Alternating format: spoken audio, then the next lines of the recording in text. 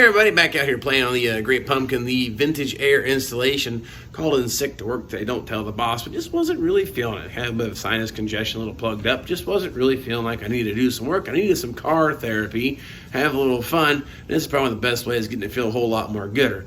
And plus, I want to know, is this thing going to work? This crazy modification, you see there, all the pipes, got them all painted black. That's about all I've done since last you guys come out here to play. But I wanted to see, I guess, get these things test fitted. This is a crazy idea I can be concocted in my head. Is it going to work? So that's what we're going to find out today. Is this crazy plan really going to come together and make it look like a factory heater core with AC? Well, that's what we're about to find out. Let me show you what we have. Okay, quick little recap. Here's all the plumbing we did last go around. I actually got them all painted black to kind of disguise look and keep them turning green.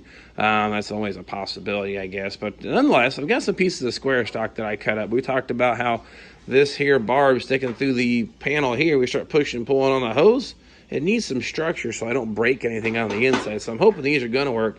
I made two different pieces, a short piece and drilled and tapped the holes. It's like 832 screws. That way I can actually tie that down with the typical copper hardware that you would get from the hardware stores. Same place I got all the pipes and everything. So at this point, this mod, I'm about out $50. Now that's actually, to me, easier and cheaper than modifying the firewall, putting a block-off plate on it. And plus, if you ever want to restore the car back to original, we can. Got the heater box all painted and ready to go, but I guess need to find out, did this actually work? I haven't really tested it. It works in my head, but it's like playing pool. You know, you got your shot all figured out and you see how it's supposed to go, but it never does. Well, that's what we're going to find out. Is this really going to make the 8-ball fall in the correct pocket? Well, that's what we're going to get in here today. I'm going to get these pipes mounted on our plate, on the box, and then test it here in the firewall and hope to see if this thing works. Well, let's get this thing going here. I'm going to start by putting, this is the lower heater core hose, loop it through my little panel that we made up. We're going to get my little brackets, get them placed into place here. And what I'm wanting to do is find the location where I want these to be, and then I'm going to weld the bar stock to this plate. So the bar stock here will be welded solid, like I said, back again. If I ever have to change a hose or pull the hose off, I'm not going to break anything inside the new dash here. So you get the idea. Now that's what the hose has to go from here to here, so we're going to put a little bit of an angle. But I think get that centered in the hole here. And what I'm going to do then, once I get everything where I want it, clean the paint off of here and just a couple little spot welds. So nothing real crazy or extravagant, just enough to give it, like I said, a little bit of structure. So we'll go ahead and mark it like that. And so let's run a rubber hose from there to there. So let me get the paint cleaned off. I'm going to tack weld those two things into place. Okay, all back from the welding shop here. Got these all welded on. Looks like it's pretty rigid. Definitely going to be able to push and pull on that hose and not cause any issues, I hope. So I also got rubber grommet. I'm going to try to sneak into this panel. That way when the hose goes through, we're not touching steel against the copper, because I'll tell you right now, the copper is probably going to lose that battle. And this may not work, but I found these in my pile of garbage, but it's about a 1/2-inch grommet hole. So hopefully that'll work itself through there. And something else, just like FYI, you guys followed the video last time around. These end bushings I bought, way too fat to go into the hose. So I had to file those down quite a bit. I still have a barb, but just an FYI, I need to find something slimmer or plan to polish those things down quite a bit. But I did finally get where I get the hose to fit over the end. Now let's see if this will go through. Oh, heck yeah. All right, cool. Now, oh yeah, yep. Okay, now, that there does a couple things. That's going to seal up my firewall and keep the copper tube from bouncing off the steel. So, I'm going to say that's a win. Let's put these in place.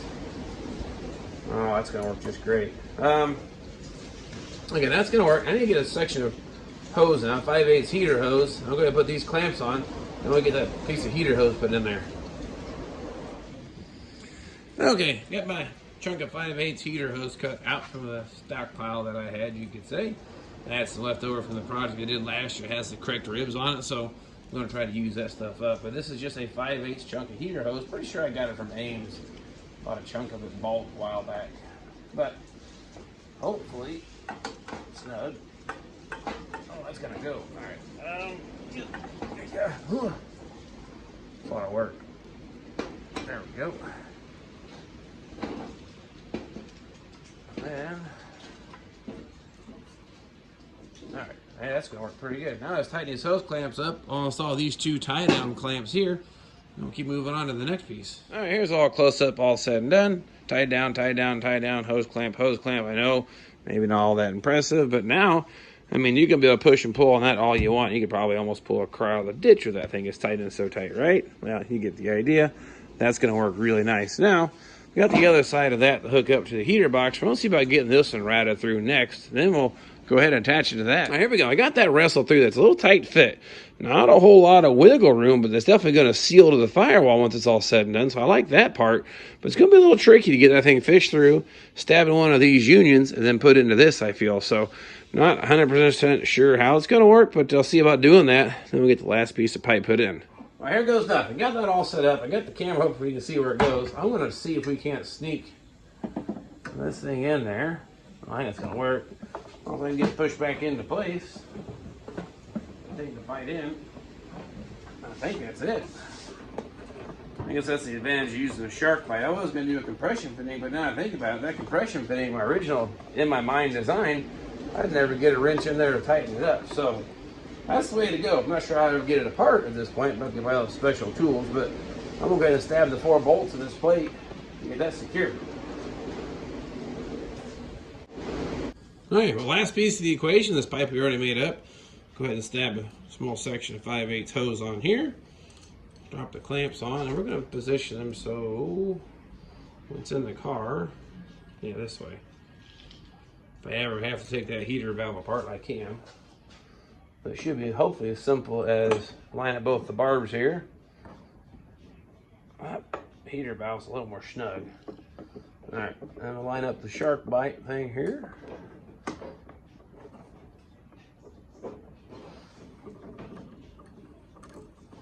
Get that slid into place. Now tighten up these 2 clamps.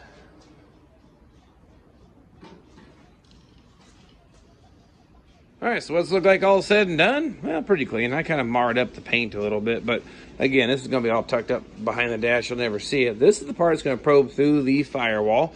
Look very similar to factory heater core hoses and lines. That was the goal.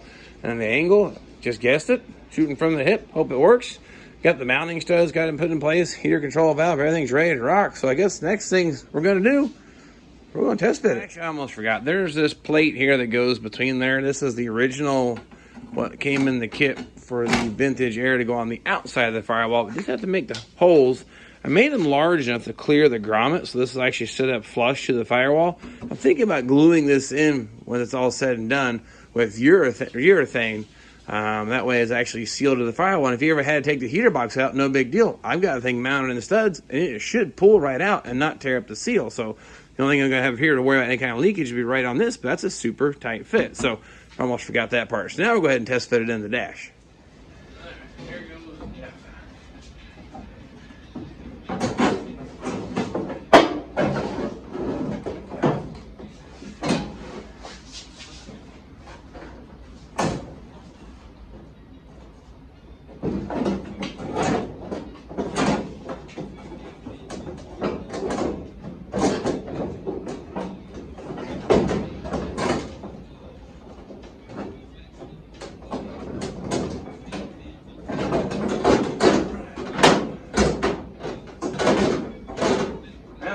How do I hold that up there to get a nut started? Okay, here's what it looks like. Studs went through the firewall, all 5 of them, mounted up good.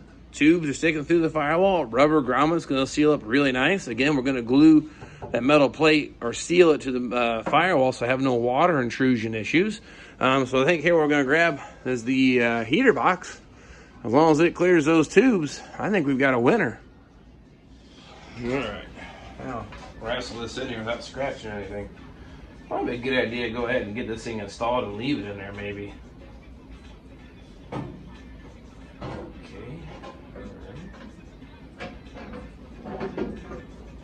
Easy. Yeah. Oh, come on now. One more stud down here. Won't go.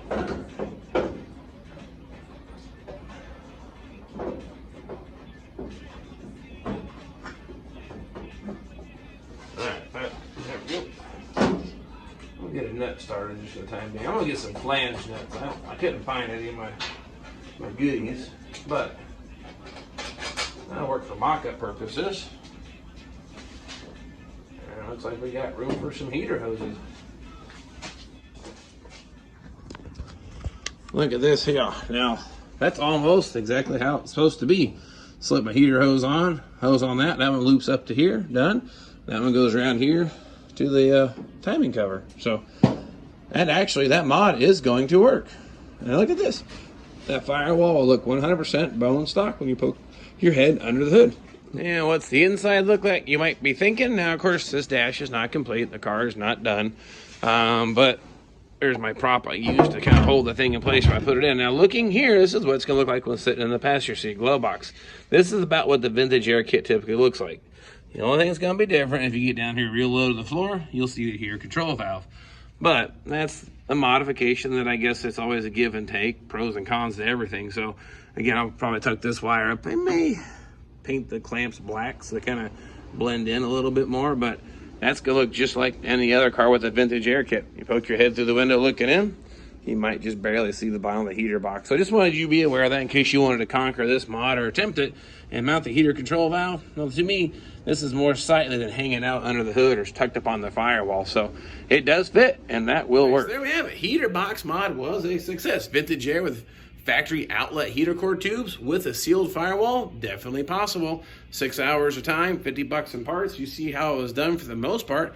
And really, as long as you can sweat some copper pipe, man, you're set. If not, well, maybe it's a skill you can work on, but not overly complicated. If you're welding these cars back together, I'm pretty sure you can figure out the pipe. But anyway, I guess the next thing go around, we're going to work on maybe doing the compressor and the compressor lines and get that all buttoned up so I can permanently install that heater evaporator box in this car so I don't have to mess with it anymore, because actually it's going pretty good. I don't want to keep pressing my luck and run into a problem. But if I do have any issues with this setup, I'll definitely let you know. But I foresee myself doing this on future builds. I really like that look. Don't have to modify the firewall. It wasn't horribly expensive and not a crazy amount of time. It's a really cool custom touch. So I'm going to say not many cars have it, if any, at this point. I have no idea. So it's just kind of a crazy idea that popped in my head one evening while watching TV with the missus. Like, I wonder if I can make that work. Well, I did, and it worked great. And if you want to copy the idea or use it, please do. Any questions, let me know. See if I can't guide you through the process, but really like the results.